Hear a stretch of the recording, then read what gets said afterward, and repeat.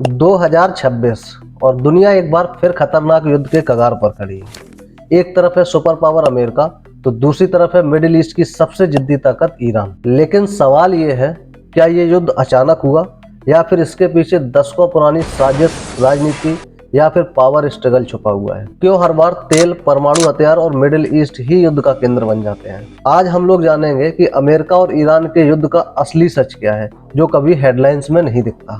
28 फरवरी 2026 America और Israel ने मिलकर ईरान पर अचानक हवाई हमले शुरू कर दिए और इनके निशाने पर थे सैन्य ठिकाने, परमाणु केंद्र और ईरानी नेतृत्व। यह हमला उस समय हुआ जब दोनों देशों के बीच में न्यूक्लियर डील पर बातचीत चल रही थी और जवाबी कार्रवाई में ईरान ने भी मिसाइल अटैक किए, ड्रोन अटैक किए और स्ट्रेट ऑफ हॉर्मुज को ब्लॉक कर दिया।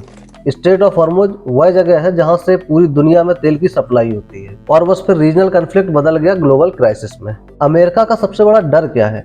अमेरिका चाहता है कि कभी भी ईरान परमाणु संपन्न देश न बन पाए। यह सिर्फ उसका बयान नहीं, यह उसकी दशकों पुरानी पॉलिसी का हिस्सा है। ऐसा क्यों? ऐसा इसलिए क्योंकि अगर ईरान न्यूक्लियर पावर बन गया तो मिडिल ईस्ट में पावर बैलेंस बदल जाएगा। इजराइल की सुरक्षा खतरे में आ सकती है और अमेरिका की डोमिनेंस खत्म हो सकती है। इसीलिए 2026 में हमले की वजह बताया गया न्यूक्लियर प्रोग्राम को रोकना।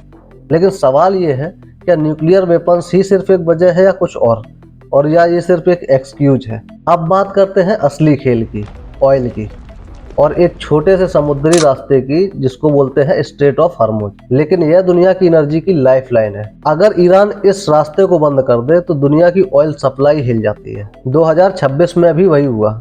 ईरान ने शिपिंग रोक दी तो दुनिया में तेल की कीमतें अचानक बढ़ गईं। अब सोचिए, जो देश एनर्जी को कंट्रोल करता है वो पूरी दुनिया की इकोनॉमी को कंट्रोल करता है। इसीलिए अमेरिका जो है वो इस क्षेत्र में अपना इन्फ्लुएंस कायम करते रहना चाहता है और यही जियोपॉलिटिक्स का असली खेल है, जहां युद्ध सिर्फ जमीन के लिए नहीं, रिसोर्सेज के लिए भी होते हैं। मिडिल ईस्ट में 3 सबसे बड़ी ताकतें हैं: सऊदी अरेबिया, इजराइल और ईरान।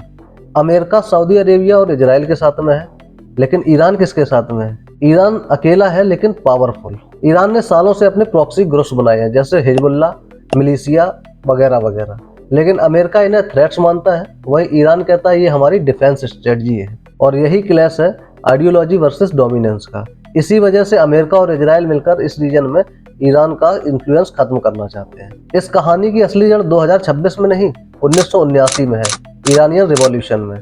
इससे पहले वहां पर प्रो यूएस सरकार थी और अमेरिका का पूरा इन्फ्लुएंस था। लेकिन 1979 में इस्लामिक रिवॉल्यूशन ने पूरा खेल बदल दिया। अमेरिका को दुश्मन घोषित किया गया, यूएस एम्बेसी क्राइसिस हुआ और उसके बाद सारे डिप्लोमेटिक रिलेशंस खत्म हो गए। तब से ये दोनों देश एक दूसरे के खिलाफ हैं। यानी ये सिर्फ युद्ध नहीं, ये 35 साल पुरानी दुश्मनी है। 2015 में एक बड़ा समझौता हुआ, JCPOA, एक न्यूक्लियर डील। इसमें ईरान अपने न्यूक्लियर प्रोग्राम को सीमित रखेगा। इसके एवज में जो ईरान पर सैंक्शंस हैं वो हटाए जाएंगे। लेकिन 2018 में अमेरिका ने डील छोड़ दी।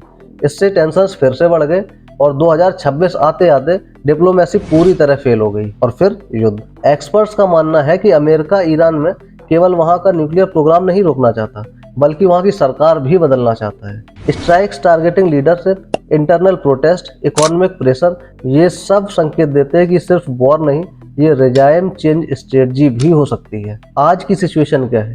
ऑफिशियली सीज फायर हो चुका है, लेकिन रियलिटी क्या है? यूएस नावल ब्लॉकेड जारी है, state of Hormuz crisis active है और ट्रुप्स अभी भी तैनात हैं। यानी युद्ध खत्म नहीं हुआ, बस पॉज हुआ है। अगर ये युद्ध बढ़ता है तो ऑयल क्राइसिस होगा, ग्लोबल रिसेशन होगा और वर्ल्ड वार की भी सिचुएशन आ सकती है।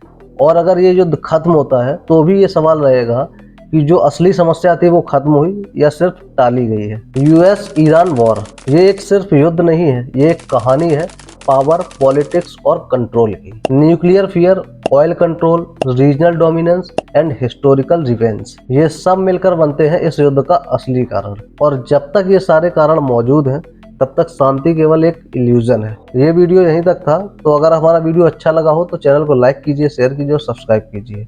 धन्यवाद।